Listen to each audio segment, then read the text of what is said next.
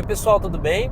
Estou passando aqui hoje para dar algumas dicas para aquelas pessoas que querem começar a utilizar o desenho para compreender mais o universo psicoemocional das crianças e dos adolescentes. Eu percebi que uma dificuldade que algumas pessoas estão tendo é iniciar a atividade, ou seja, como começar a administrar, a aplicar um desenho com a finalidade de investigar o mundo psicoemocional de uma criança e adolescente. Então hoje eu vim trazer algumas dicas para vocês. A primeira coisa que a gente precisa entender, o significado simbólico do desenho inicia-se muito antes da prática de desenhar, né? Existe todo um contexto que já vai estar relacionado a esse desenho. Então eu preciso, antes de aplicar esse desenho, já ter em mente esse contexto.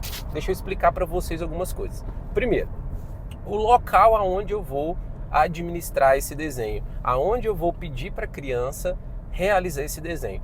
Se eu peço essa criança para desenhar numa escola, bem provável que esse contexto, esse ambiente escolar vai interferir, seja positivamente, seja de forma negativa, na produção, na projeção que a criança vai desenhar. Ou seja, o conjunto, as crianças, a professora, a sala, o ambiente, o clima organizacional da escola vai interferir no conteúdo que está sendo desenhado, entendeu? Até no assunto, até no tema que foi abordado. Pode ser que a criança ela desenhe alguma cena que representa a escola porque você pediu para ela desenhar na escola, entendeu?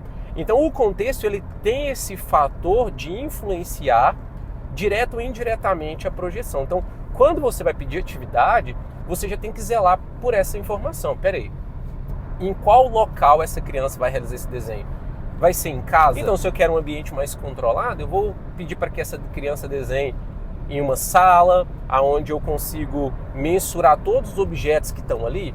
É uma opção, certo? Ah, não, eu quero que a criança desenhe na escola, porque as informações que eu quero extrair são referentes a esse contexto escolar. Ótimo, peça para a criança desenhar na escola e trazer esse desenho para você. Peça para a professora solicitar o desenho de seu filho, enfim, da criança ou adolescente que você é responsável. Então o contexto ele já é um elemento extremamente importante.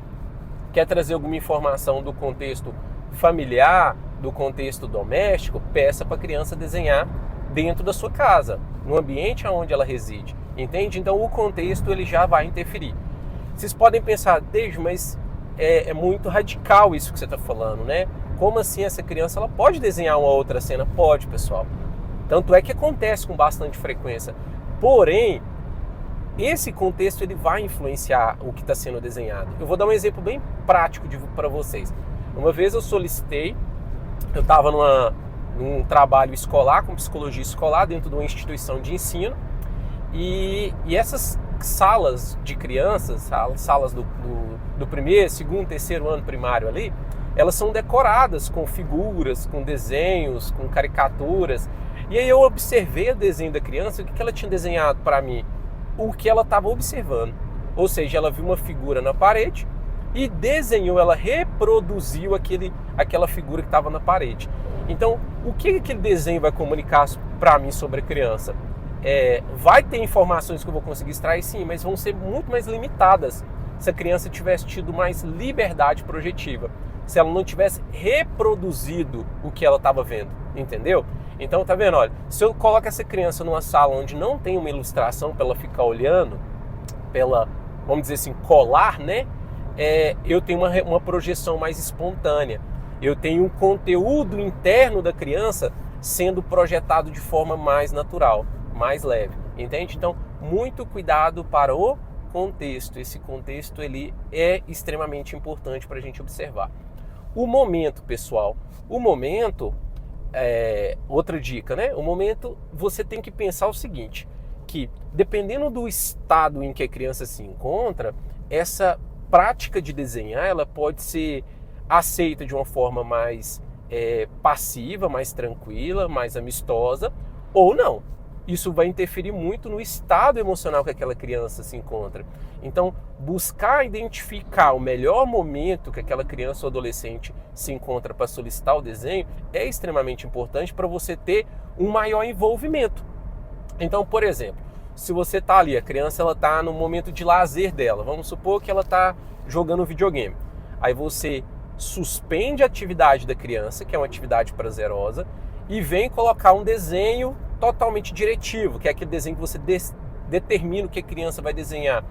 Provavelmente essa criança vai desenhar aquela atividade com uma celeridade muito grande, ela vai desenhar com muita vontade de acabar logo com aquilo, entende? Por quê? Porque é uma atividade que ela não quer realizar naquele momento.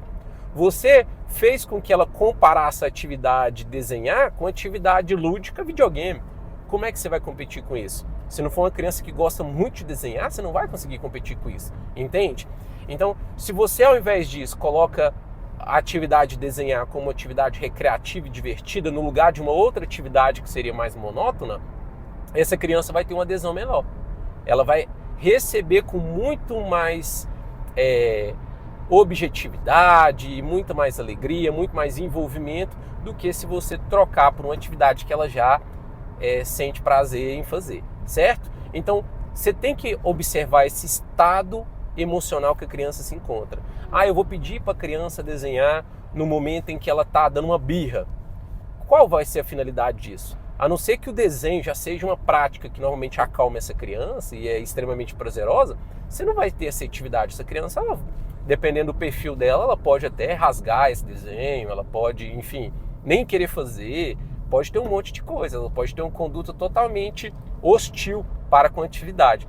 Então, tá vendo? Olha, segunda dica, atentar para como essa criança está no momento em que você solicita. Então, tente encontrar um momento mais adequado. Eu não consigo te falar qual momento é esse, é você que tem contato direto com essa criança que vai saber. Se você atentar para esses detalhes, você vai conseguir saber qual é o melhor momento. Tudo bem? Vamos lá. Mais um elemento que você precisa atentar.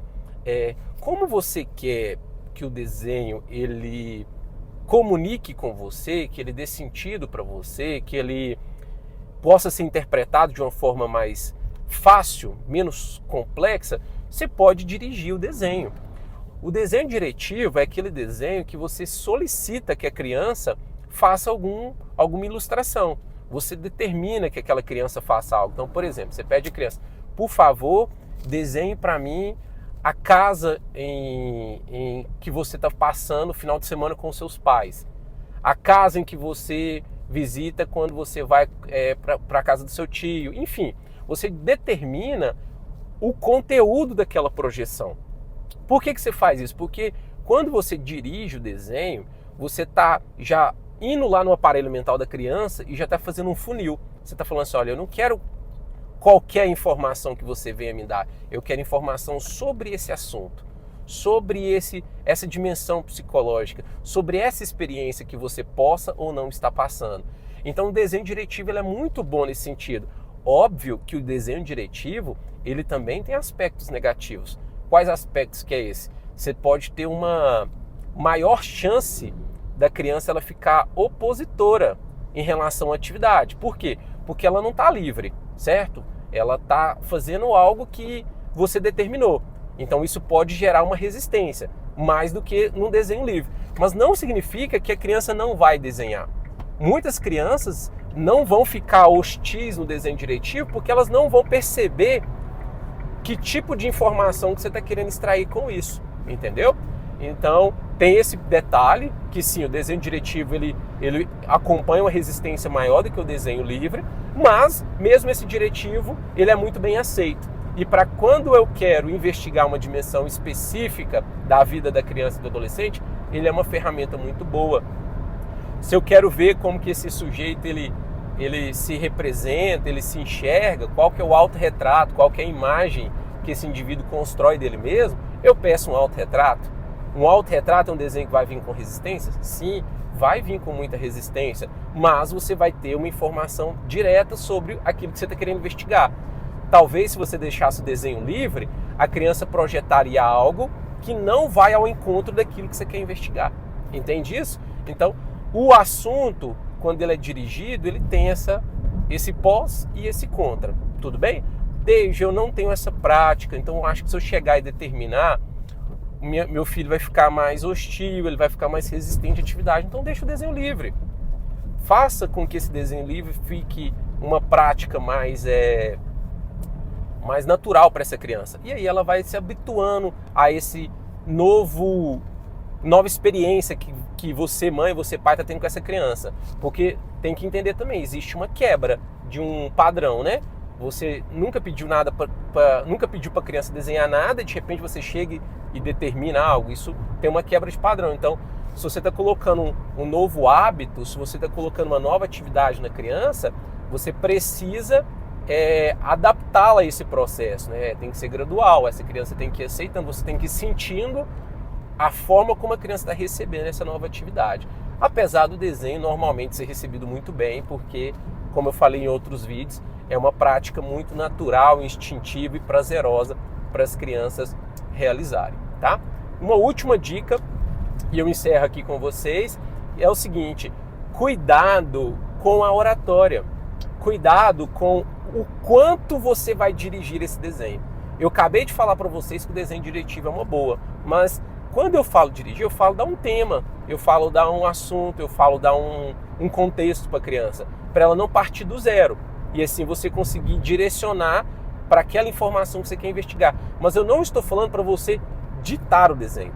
Eu não estou falando para você virar para a criança e falar: faça isso, faça aquilo, coloque essa porta, coloca isso, coloque esse braço, coloque esse animal, coloque esse objeto. Isso é limitar a projeção. Essas informações, elas não vão ser úteis para numa análise e interpretação se você fazer dessa forma com a criança. Se você determinar cada detalhe, cada elemento daquele desenho, tá? Quando você vira para uma criança e fala assim, ó, desenhe um animal para a criança, você entende que é diferente de você virar e falar assim, ó, desenhe um cachorro. Entende? Então, como é que você vai dar o significado simbólico para aquele desenho de um significado de um cachorro, sendo que você que determinou que fosse um cachorro? Entendeu? Agora, se você pede, desenhe um animal, e a criança desenha um cachorro, ela escolheu desenhar um cachorro. Ela projetou aquele cachorro. Ela manifestou o significado simbólico e emocional daquele animal na vida dela. Entende isso? Então, animal, um objeto, uma cena, não seja tão descritivo, não seja tão taxativo. Ser diretivo, como eu falei para vocês, é direcionar o aspecto que você quer investigar, não ditar o desenho. Tudo bem? Espero que vocês tenham gostado. Um forte abraço. Fique com Deus.